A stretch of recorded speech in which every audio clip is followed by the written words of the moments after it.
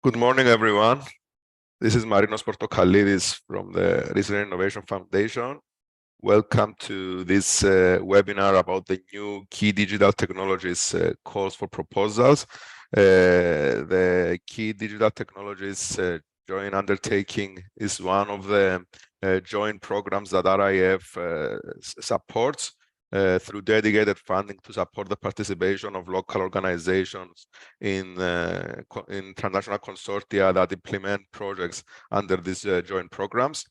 So today we will present the new calls for proposals for this undertaking, which is active in the electronic components and systems area. We will start with a presentation on behalf from Mr. Yves Gigas on behalf of the Key Digital Technologies Joint Undertaking Office in Brussels. Yves will present the calls for the 2023, and then I will go through the national calls and the national conditions for participation.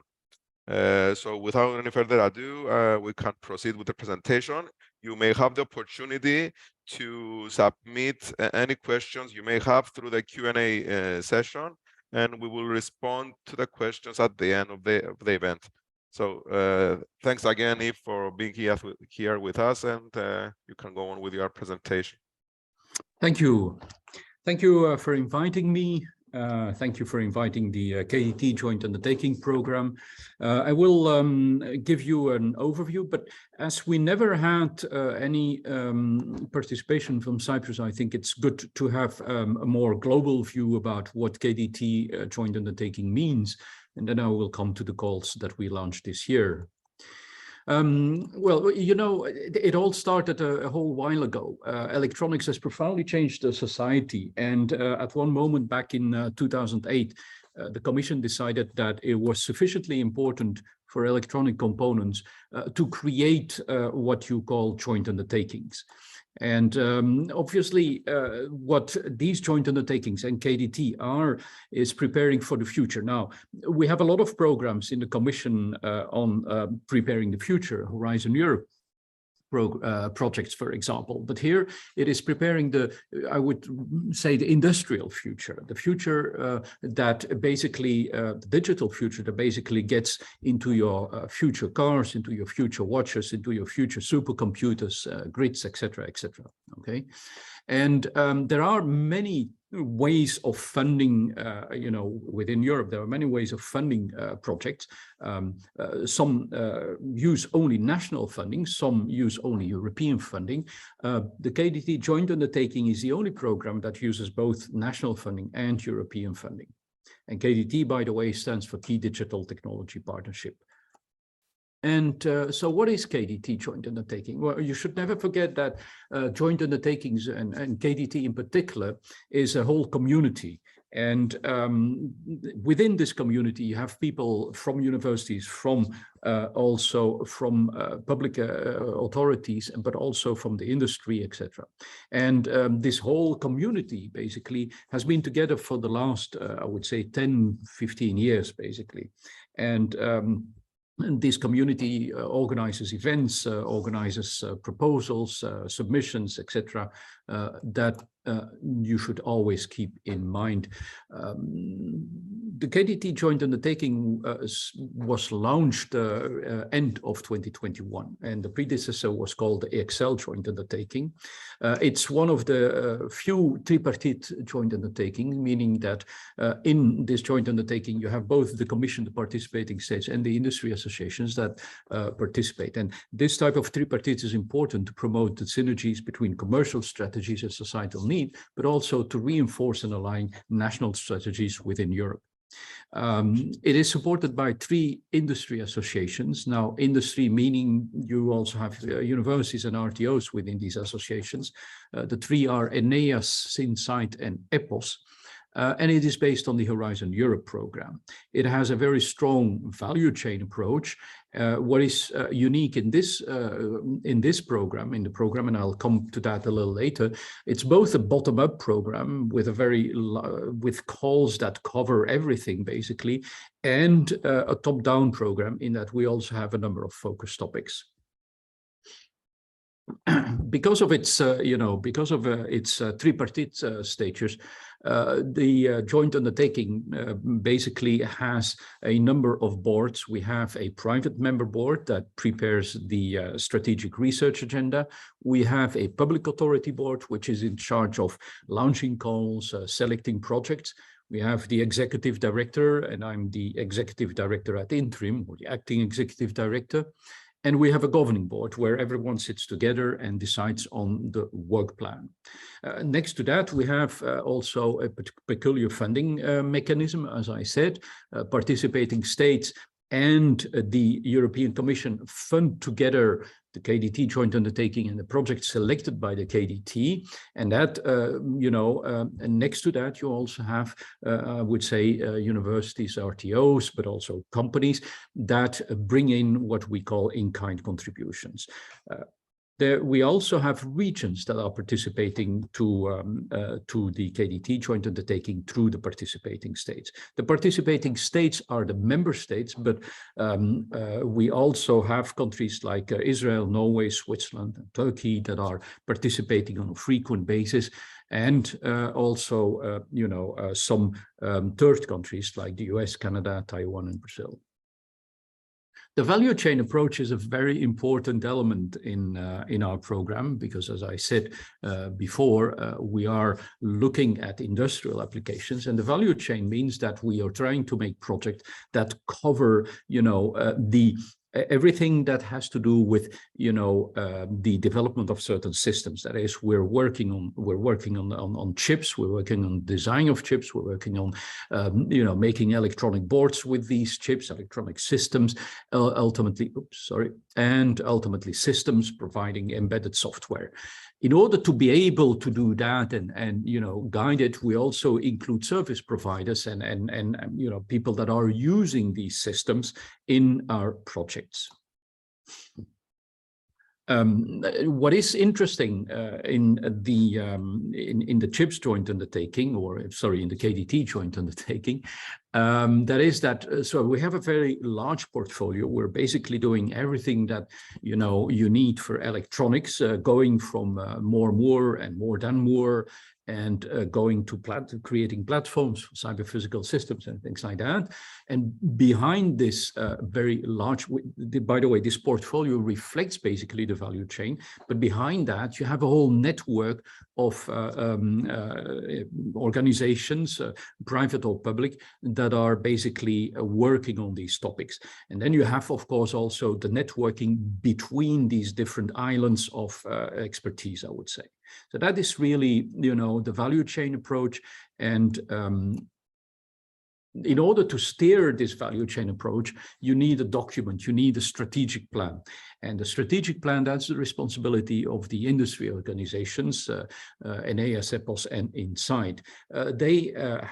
They're putting each year together a strategic research agenda. Each year it's an improvement on the preceding years, putting eventually different focuses. And that research agenda at this point is used both in the European programs like KDT, but also in the Eureka programs. Now, what are the main objectives covered by the SRIA? You see them here aligned. The main objectives are boosting the industrial competitiveness, ensuring the European digital autonomy, making sure that we establish a sustainable and resilient ECS value chain, unleash the full potential of intelligence and autonomous ECS-based systems, and finally, ensure the engineering support across the entire life cycle. Now, these main objectives are reflected in a number of, let me go to, sorry, I'm missing a slide here. Apparently, one slide was skipped. So let me go back to here. this is translated in a number of chapters, and each chapter basically has a collection of topics, if you want. I think there must be a slide a little later on this, so let me continue with the discussion. The ESRIA also intends to provide, is an instrument, if you want, to develop certain synergies with other associations that are working on, for example, photonics or big data or car manufacturing and mobility, etc. Okay.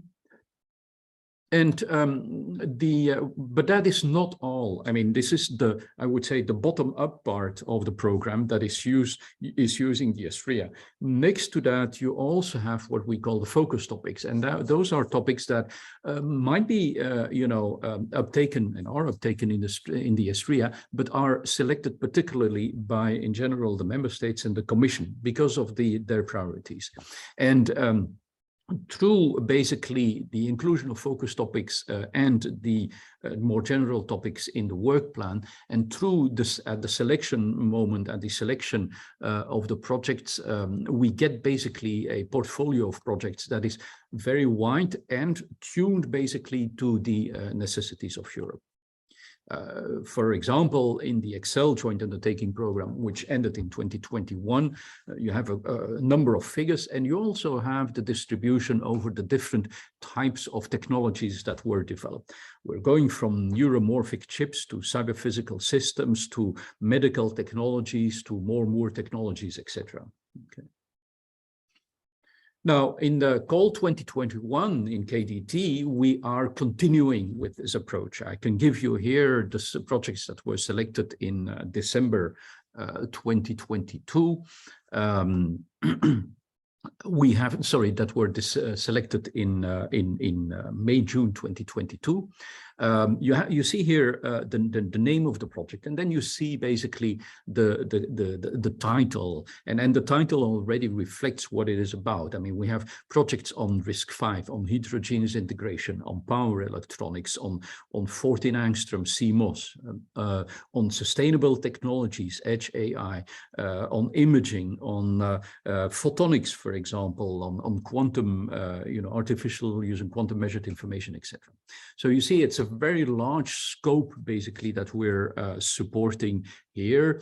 All of these projects, though, are large projects. I mean, typically 40 million euro, I mean, 20 million in EU funding, 40 million in total funding, and then 80 million in cost. That would be a typical I would say typical projects. So some of the projects are smaller, obviously, not all of them large. Some are even, but some are even larger than that. Here, the project that was selected in December 2022 in the call, in the KDT call 2022, and you can see some continuations of the projects. For example, the 14AMI, 14 angstrom model integration is a continuation of the preceding projects. You also see that we're working on gallium nitride, for example. We also started a European industrial supply chain for photonics. These are all very different, how would I say, very different types of projects. And we hope to continue in KDT with this type of approach. Now, there are a number of good reasons why you want to participate in the KDT projects. Obviously, our projects are very innovative and they're there for industrial leadership. They provide a critical mass in that you have sufficient, the projects are sufficiently large that you can include everyone that is needed in the project to make your project successful.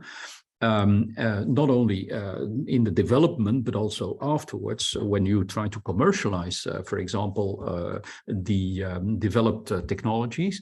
There is this value chain approach, which puts any participants in contact with the whole value chain.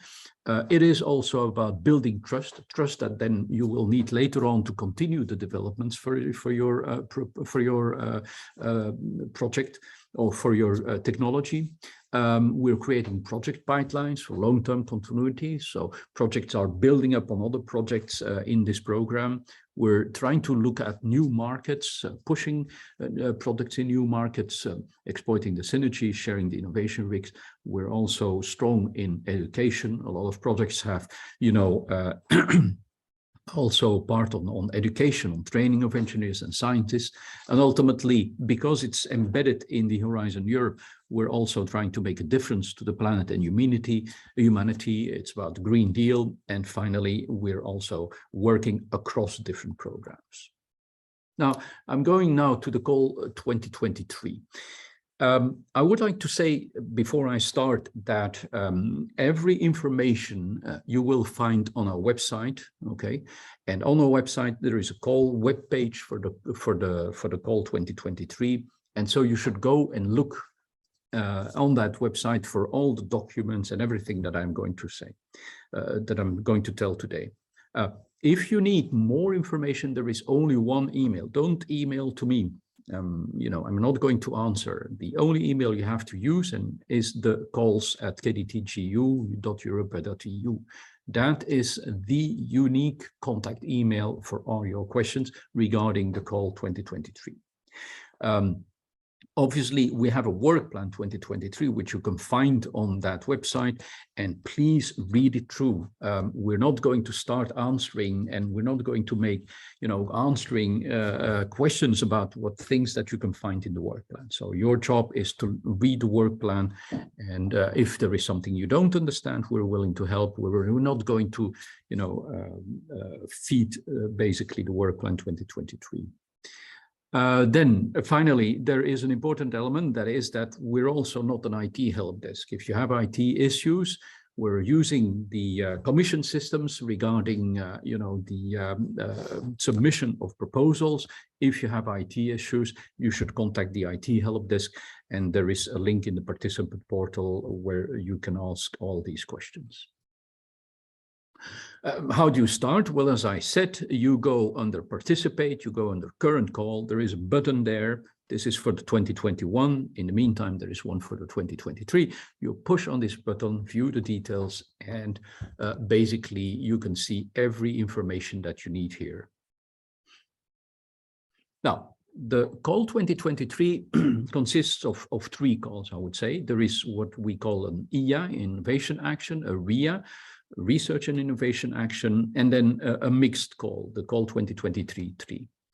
The call 2023-1, Innovation Action, addresses higher TRL, technology readiness levels, meaning those developments are meant at the end of the project. Basically, you should be able to develop a product, for example. Okay, so while the RIA are lower TRL, and these are more research oriented, but always with an industrial perspective. You see also here the estimated EU expenditure. This is the budget that we've put aside for projects that are selected under any of these calls.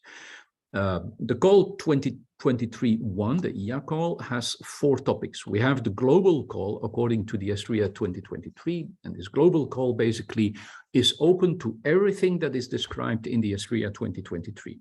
So if you have an idea about a particular topic and it's in the ESRIA 2023, you can basically submit that as a project or as a project proposal. But then we have a number of focus topics, that is the top-down part.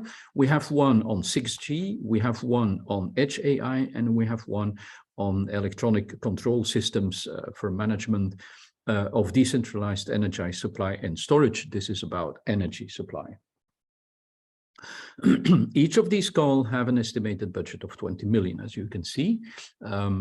If you want details, you will have to go in the work plan in the chapter on that particular call. The call 2023-2 has one global call again, and one focus topic. The focus topic in this case is on hardware abstraction layer for the European Vehicle Operating System.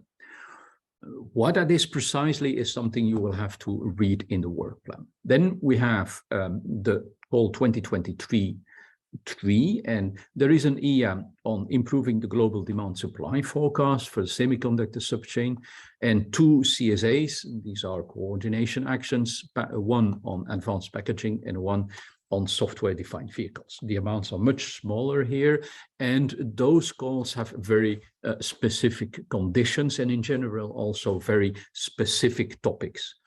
These are not, in other words, I would say these are not, what we're asking in these calls is very concrete, very focused, I would say. Now, as I said in the beginning, we are asking the national authorities also to support the participants to any of these proposals. For example, Cyprus has put aside 3 million euro for the Cypriotic participants in selected projects here. And you see that some countries even have, made a distinction or at least attributed some funding to particular topics, and sometimes sometimes no funding to particular topics. Okay, in total we have 192. In the meantime, this has increased by around 4.5 million, so we're at 197 if I'm not mistaken. And we hope obviously that this keeps on climbing. Now there is a large gap between the national funding and the EU funding, so that's why we do hope that national authorities will continue contributing to these calls, and we'll see how that works out when we make the selection. The two very general calls basically are based on the ESRIA 2023. Important for these general calls is the value chain approach. Important also is that we are encouraging, it's not an obligation, but we're encouraging, for example, platform building, open standards, interoperability, and cut across the disciplines. What is true for all the calls is that we're also encouraging SMEs to participate in these developments. SMEs are important in our program. It's one of our priorities, so we hope that SMEs and from Cyprus can participate in some of the projects. In general, we also encourage linking with other projects and other consortia, eventually in other programs. Again, this is one of the objectives of the Horizon Europe, and so we encourage our participants also to do that. Finally, it's important when you read the work plan, to also go and look at the national priorities that may be applicable to specific topics and which will be described in the country-specific eligibility rules. So the work plan has an Annex 4, and this Annex 4 basically contains per country the funding conditions, the eligibility conditions, etc. I have now a number of slides on the specific topics. I'm not going to go into too much detail here, just to give you a flavor about what we're looking. But if you want to participate, then again, please read the work plan and the section in the work plan on this. For example, the focus topic on 6G integrated radio front-end is a focus topic that is looking at the higher range of frequencies up to 100 gigahertz. Okay.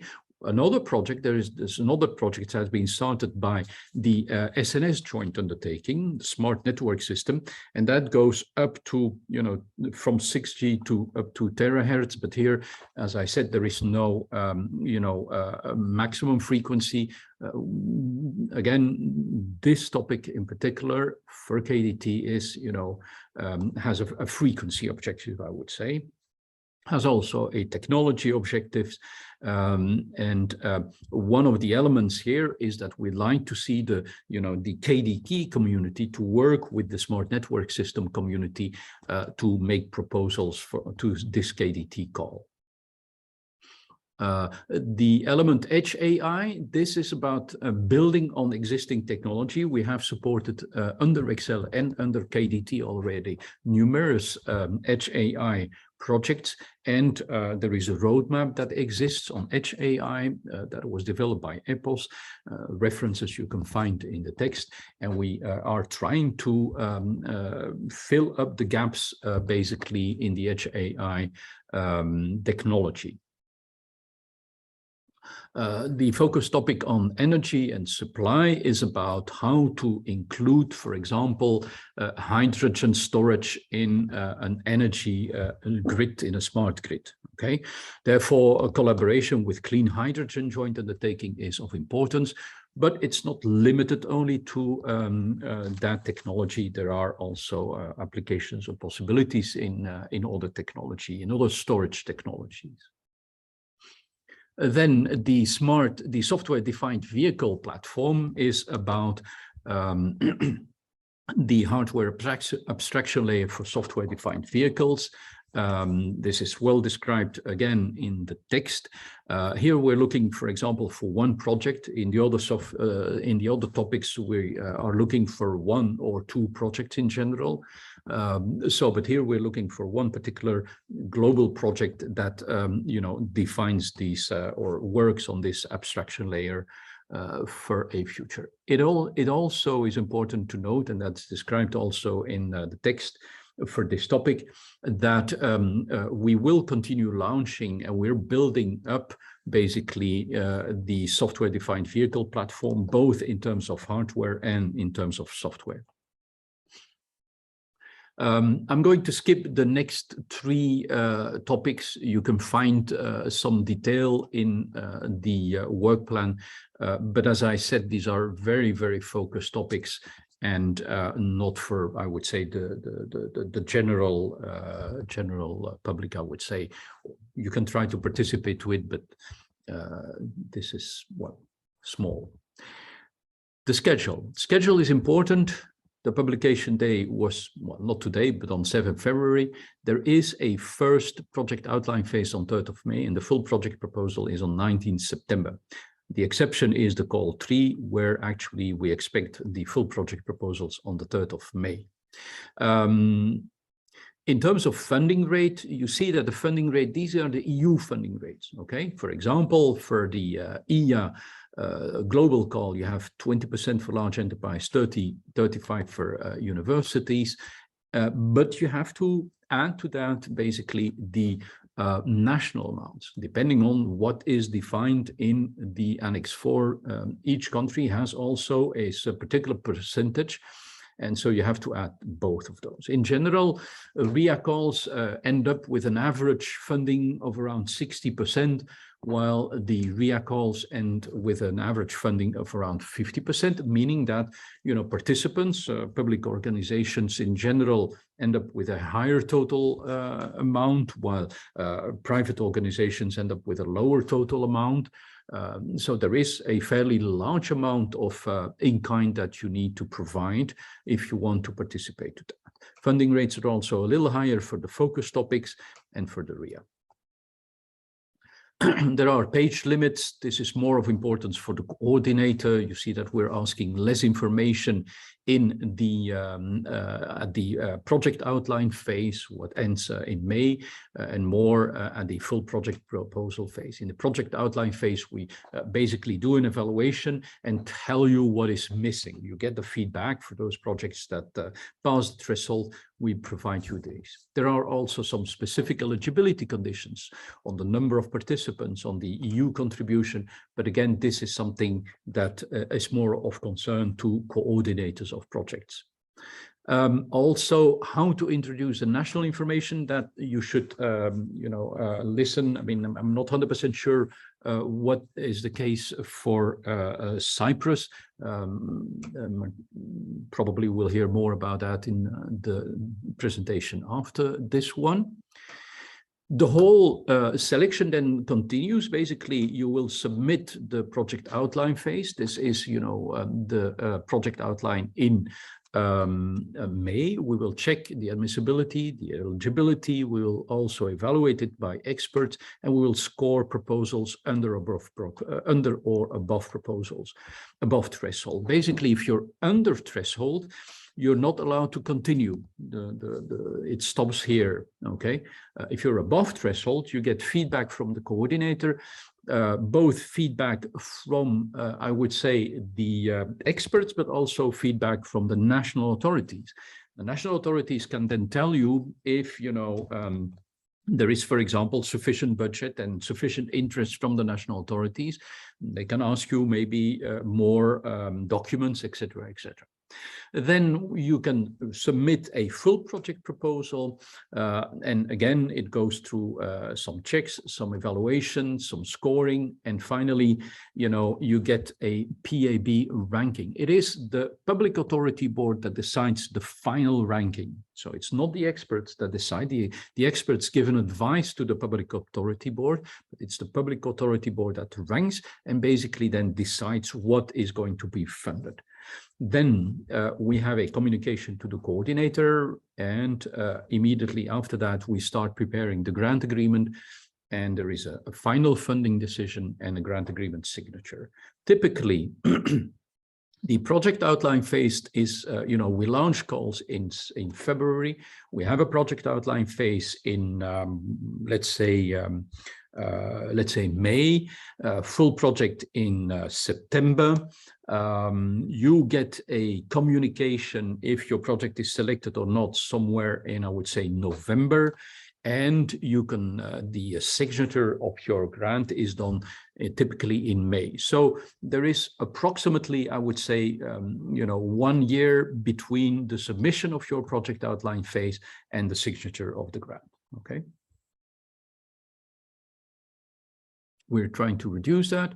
Now, you might wonder how to participate to that, and there is a very important collaboration tool that you can find on the different websites of the industry associations.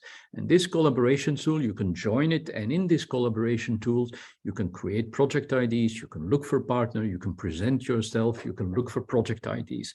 So please use this tool. This is what our community is using basically to get in touch.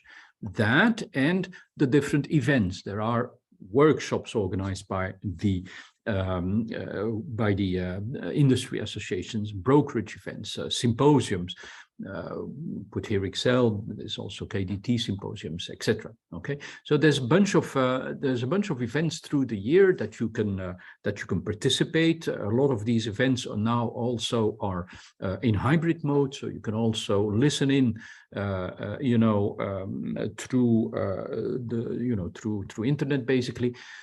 But again, in order to contact, in order to network, you'd better be physically present. That still is the most effective way.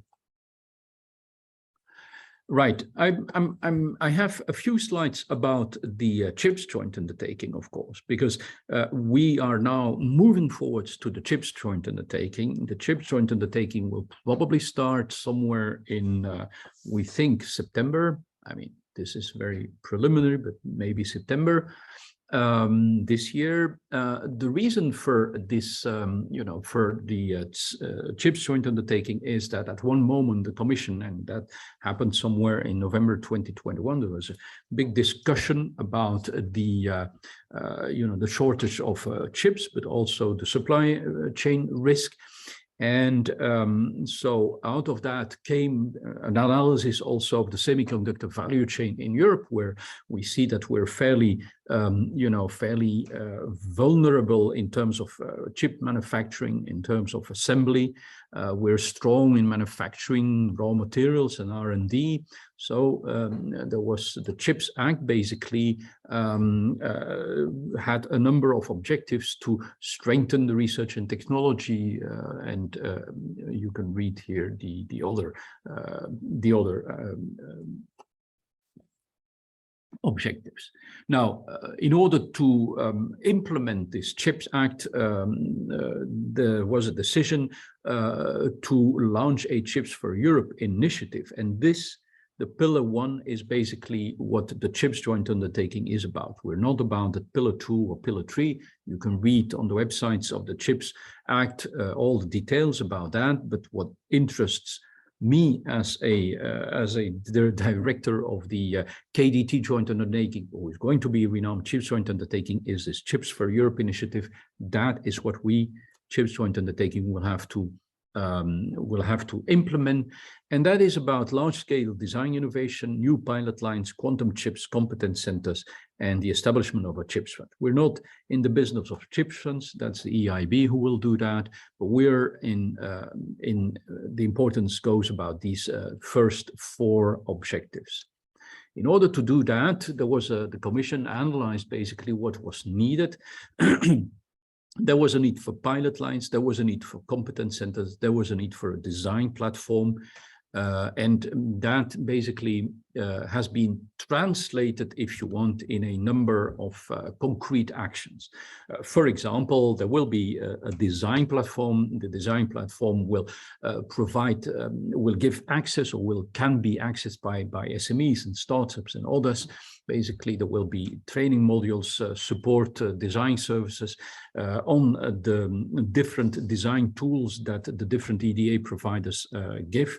And it will allow, it will lower the threshold to design chips, basically, for example, for startups and SMEs. And out of that, then, that will couple to the pilot lines that will be defined, and or to foundries, and so it will make basically the will open up the possibility to make chips also to smaller companies.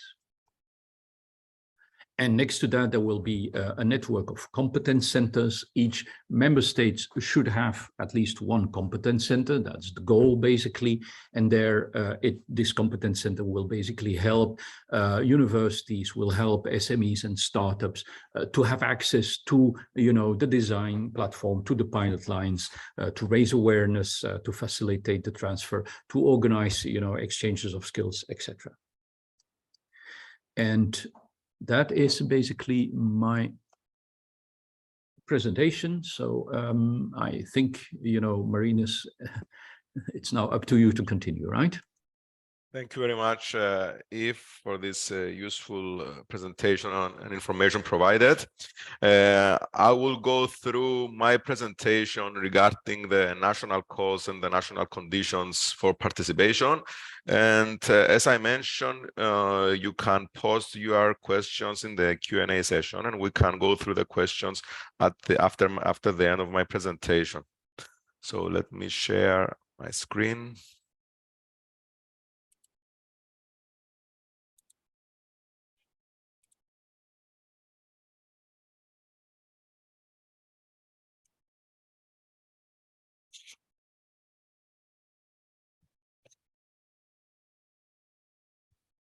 So for each of the European joint undertaking that we participate and we support as a national funding agency, we launch the appropriate national calls, which provide the conditions for participation for local organization participating in the proposals submitted to the joint undertakings and the projects to be funded. So for 2023 calls, as explained by Yves in his presentation, we have launched 3 national calls for proposals. The first call covers the general call for the innovation action. The second call covers the focus topics for the innovation action. And the third call covers the 2 calls for the recent innovation actions. Basically, we have grouped the calls according to their similarities and similar conditions for participation. So for if you submit a proposal through one of the KDT calls, you have to submit a national proposal as well under the appropriate call for proposals. I will go through the submission procedure at national level later. So our national program is the European Partnerships Key Digital Technologies Program, which is the national funding scheme providing support to local organizations participating in KDT projects. Through this program, we aim to encourage local enterprises, especially, and other organizations to participate in this transnational research and development projects in the electronic and components and systems areas covered by the KDT initiative. Furthermore, we aim to promote the networking collaboration between Cypriot and foreign organizations through the participation in these transnational industrial research and development projects. Our budget for 2021-2027 period is 3 million euros. This is the second bunch of calls that we are launching. We launched the first calls in 2022.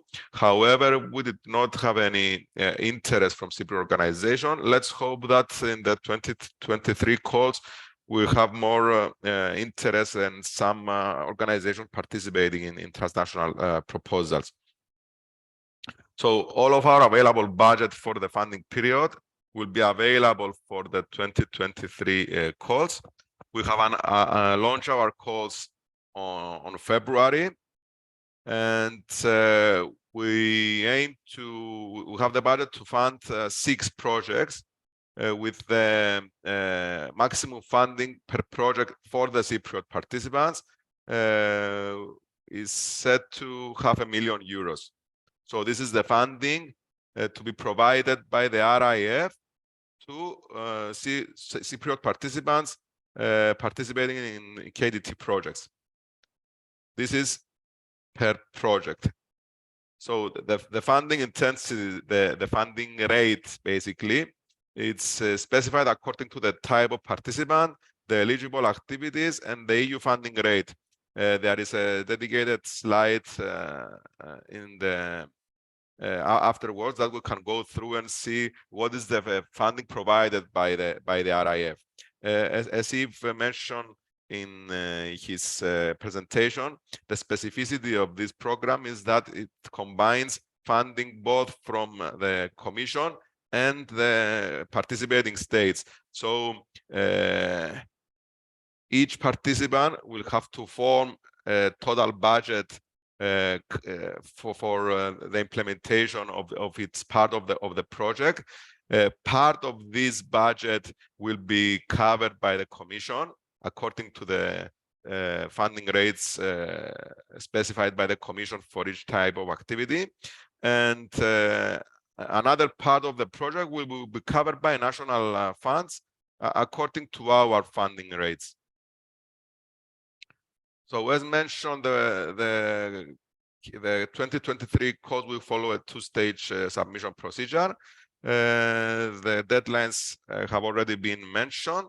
What is important for you is that you have to know that a few days after the European deadline, you have to also submit a proposal to the RIF. So this is a very brief proposal with information regarding the national participants, the national consortia, and some other basic information, and the budget.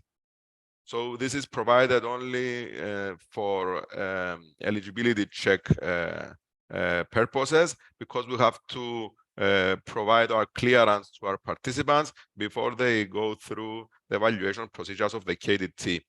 As mentioned, the evaluation procedure is carried out centrally by the KDT office using external experts. The RIF will not have any involvement in the evaluation and selection procedure.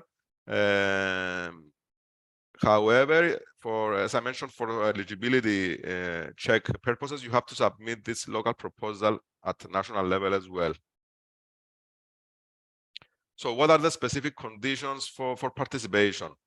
The host organization of the Cypriot consortium, because we are talking about the transnational consortiums, and the Cypriot consortia that participate in a transnational proposal. The host organization for Cyprus could be an enterprise, a research organization, or another private or public organization. Research organizations, enterprises, and other organizations may participate as partner organizations in the Cypriot consortium. In each transnational proposal, up to 3 organizations from Cyprus may participate. In the case of large enterprises, their participation is only permitted when an SME is also participating in the Cypriot consortium. So the participation of an SME in the Cypriot consortium is obligatory in the case where large enterprises seek to participate in a proposal. Please note that each call announced by the Research and Innovation Foundation, it's targeted to specific organizations and specific activities. So we have specific programs for startups, and therefore startups are not encouraged to participate in these calls, in these international consortia, and therefore the participation of startups is only allowed when those startups have already marketable products and services and a record for sales and turnover to be demonstrated through audited financial statements. So for the 2 calls covering innovation actions, the participation of an SME in the Cypriot consortium is obligatory, and at least 30% of the Cypriot consortium's participant budget should be allocated to enterprises. For innovation actions, basically, we cover experimental development activities. That is why we need the involvement of local enterprises. So what are the eligible activities? For the 2 calls covering innovation actions, experimental development activities are eligible. And for the call covering research and innovation actions, industrial research activities are eligible. The eligible costs for the national participants are personnel, depreciation of instruments and equipment, costs for external services related to the research and development activity, costs for traveling abroad, consumables, other specific costs that cannot be covered by the categories already mentioned, and up to 20% overheads over direct costs. We should note here that all beneficiaries that have not previously participated in the Restart programs and have not already selected calculation method for the personnel cost will have to use the simplified cost method standard scale of unit cost for simplification reasons. So let's go through the funding percentages. In the first table, you can see the funding percentages covered by the European Commission. This is what has already been mentioned by Yves. So in the case, let's say, for a small enterprise participating in the first call in the innovation action, it is entitled to receive 30% by the Commission. For the same case, where we have a small enterprise participating in a project covered under the first call, another 30% is eligible by the National Funding Agency, and therefore the total funding percentage for this company would be 60% over their total cost.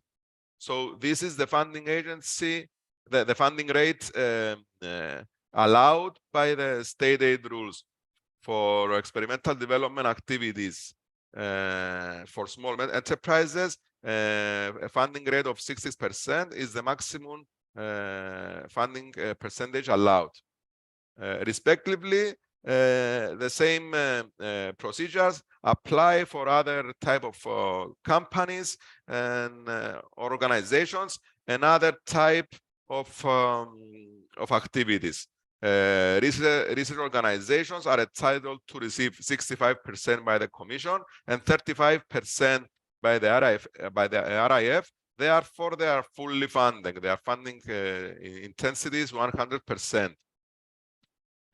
For research and innovation actions and industrial research activities, small enterprises may receive 45% by the Commission and 35% by the RIF. Therefore, the total funding intensity is 80%.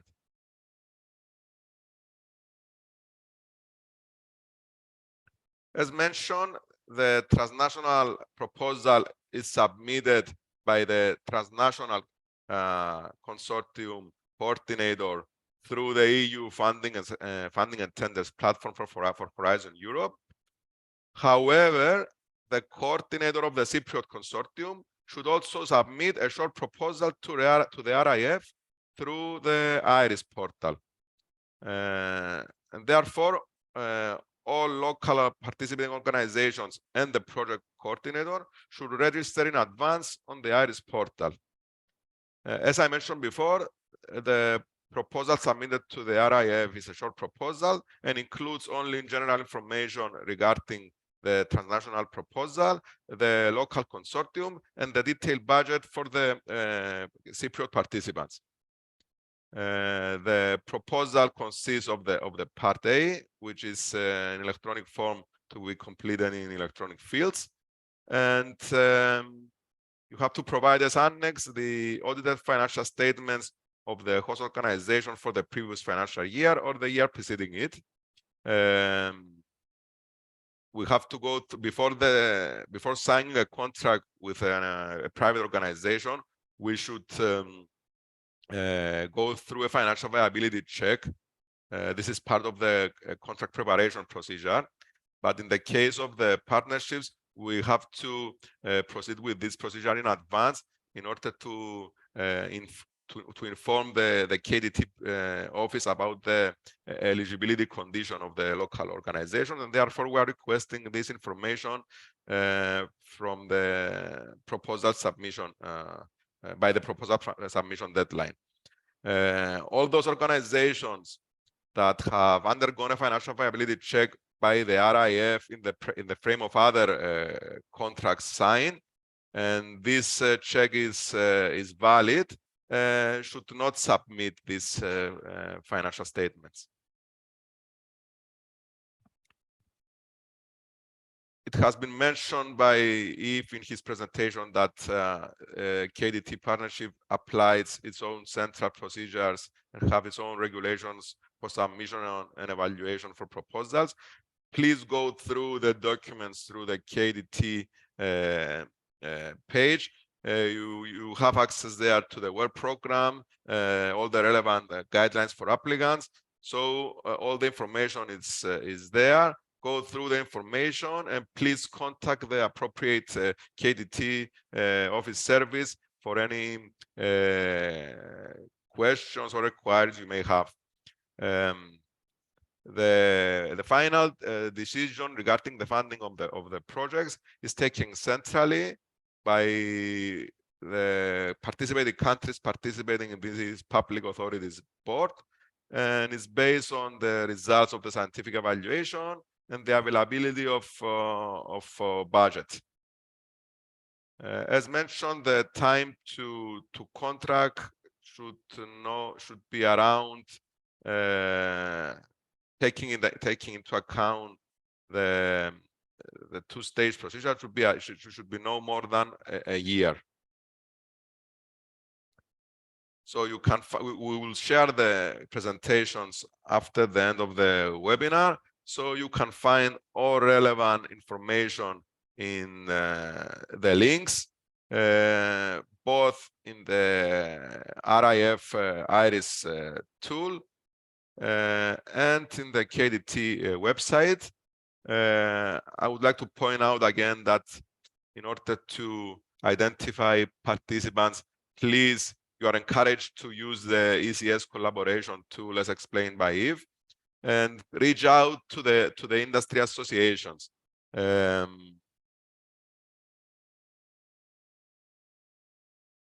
So this is the ECS collaboration tool. This is an initiative, as mentioned, by the industry associations, and you can look for partners or create a project idea. So please use it. We can also support you through a project that we are participating as partners, the Enterprise Europe Network project. There is a database there to identify either business partners or partners to participate in R&D proposals.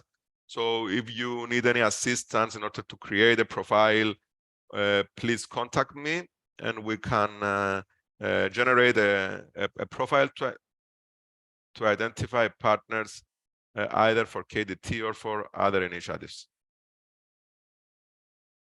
So thank you very much.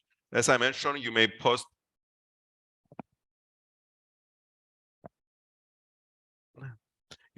your questions in the Q&A sessions. So I will responding to the first question. Yes, each participant receives funding from their respective national funding agency and the Commission. We refer to the specificity of this program. Funding is provided both from the Commission and the respective national funding agencies, but each participant will receive funding from his own country and the appropriate funding agency in this country. We are talking about large consortia consisted of 20 to 40 participants, and the large-scale projects with total budgets around 30-40 million euros. So each participant receives funding from his own country and the appropriate national funding authority. The maximum funding per project for Cypriot organization, according to their funding intensity, it will be €500,000. So any other questions?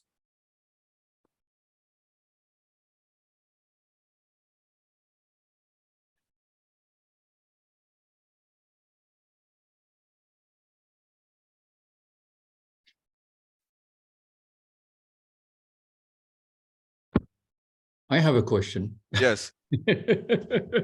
I see there are 15 participants. Yes. That's a small number.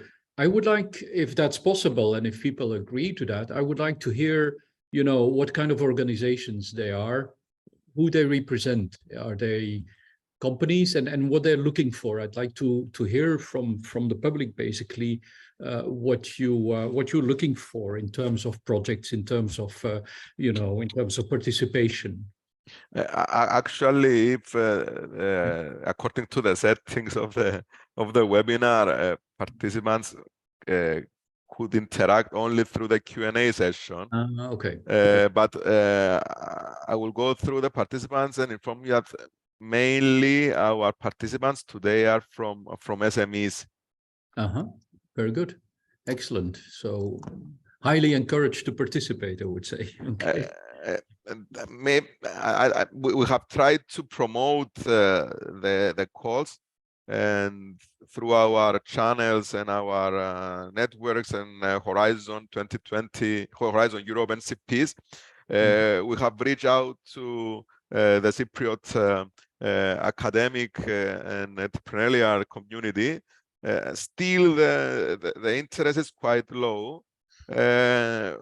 We have been informed by some organizations that they have identified some international consortia, and most probably they will join in these 2023 calls. But my key point is that they have to reach out to these industry associations and use these tools in order to identify partners. And we can also support them through our channels, through our NCP Horizon Europe channels, and through the EEN database. Absolutely. That's indeed important. I think the industry associations are doing a large effort in promoting basically the participation all over Europe. We've seen that in numerous times that participations and organizations from countries that are underrepresented in the KDT program got a boost once they started really contacting the industry associations and participate to the different events. Now, it's a small investment in the beginning, and I do understand that it might not be easy for someone from Cyprus to go to wherever in Europe, especially if you're an SME where money is maybe a bit tight.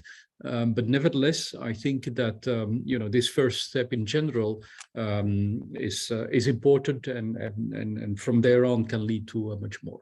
We've seen, by the way, small SMEs grow in our program. We're a program that already exists for more than 12, 13 years.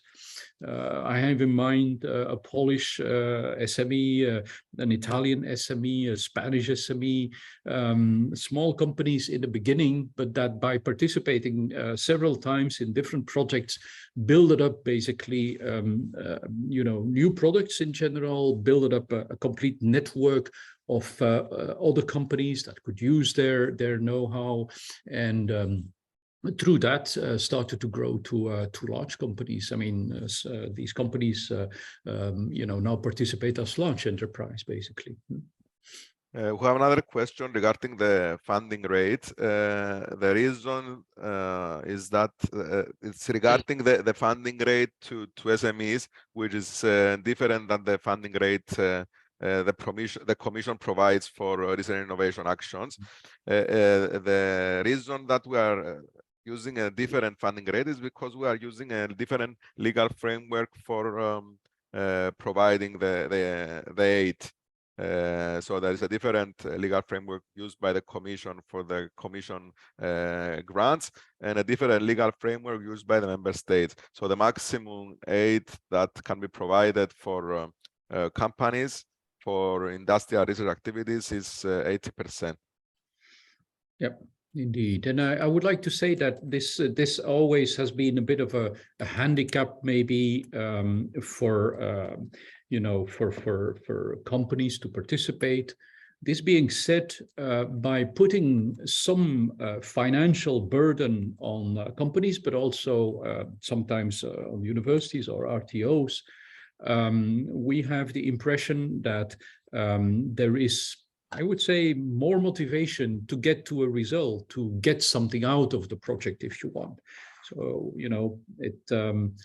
sad to say, but it's also a bit of a stick to make sure that, or carrot, as you like, to make sure that participants in a project basically, stick to their objectives and achieve, make everything possible to achieve something in those projects. Okay. Yeah. So if there are not any other questions, we can end our webinar. So thanking you again, Eve, for your presentation and for your participation in this local webinar. Thanking all the participants for their participation. And we remain at your disposal for any additional information you may need. We will share the recording and the presentations in our website in the next few days. So thank you very much and have a nice weekend. Yes, thank you very much. Bye-bye. Bye.